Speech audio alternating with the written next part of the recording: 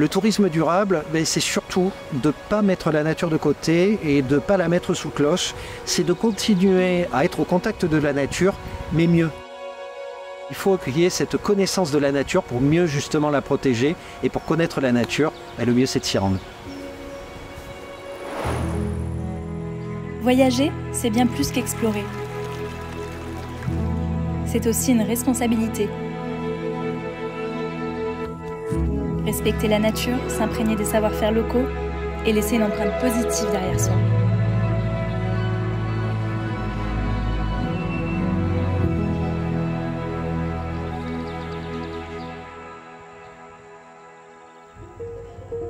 Des moulins comme le nôtre, il en reste 2 ou 3 en Dordogne, à Travariant, avec du vieux matériel, une vieille meule, donc tout ça, on n'en trouve pas partout.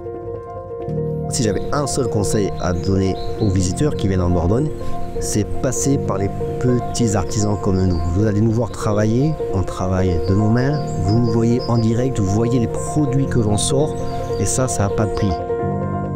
Quand on voyage, on vit des expériences extraordinaires en partant loin. Évidemment, c'est des expériences formidables, mais si on veut le reproduire, il faut repartir loin. Alors que ce qu'on trouve ici, on dit souvent, c'est pas extraordinaire, mais c'est de l'ordinaire qui est extra. Et du coup, tous les jours... Je vais être émerveillé. Oui. Ouais.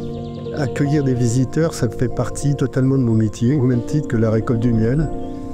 Partager ma petite expérience de la chose, et puis je reçois aussi des écoles, c'est le monde de demain, quoi. Quand j'étais tout petit, c'est mon père qui nous a montré un jour qu'il y avait des anciennes mines d'or. J'ai dit quand je serai grand, je serai chercheur d'or. Ça veut dire qu'il faut avoir des rêves quand même dans la vie. On partage un moment avec des gens qui ont vécu une expérience sur le terrain, avec des vieux métiers, avec quelque chose d'insolite. Partager des choses ensemble, parce que c'est le côté humain.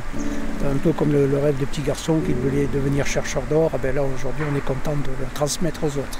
Donc aujourd'hui, on est en train de perdre des vieux métiers, des vieilles activités. Donc il faut en profiter parce que c'est rare. Qu'on le veuille ou non, elle est rare cette activité. Prendre le temps d'observer, d'écouter et de comprendre. Préserver la nature, c'est aussi préserver ceux qui en vivent et leur savoir-faire. Ensemble, avançons vers un tourisme plus respectueux.